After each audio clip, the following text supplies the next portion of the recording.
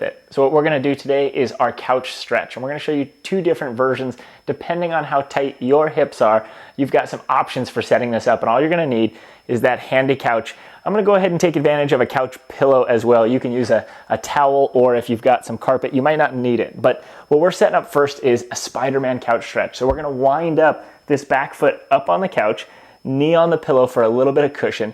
And the first variation is we're gonna set up that front knee about 90 degrees with the hands down on the floor. And from here, all we're gonna work on doing is starting to squeeze this glute and drive the hip forward. And as you do that, you're gonna find a phenomenal stretch. Now this is on some of the larger quad muscles like our rectus femoris. So as you squeeze your glute, you're gonna start to open up those hips.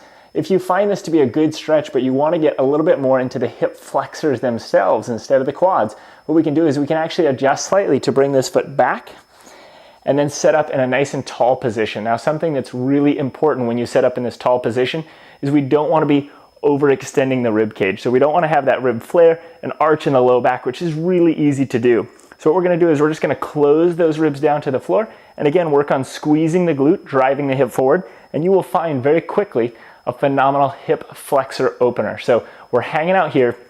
We want to collect a little bit of time.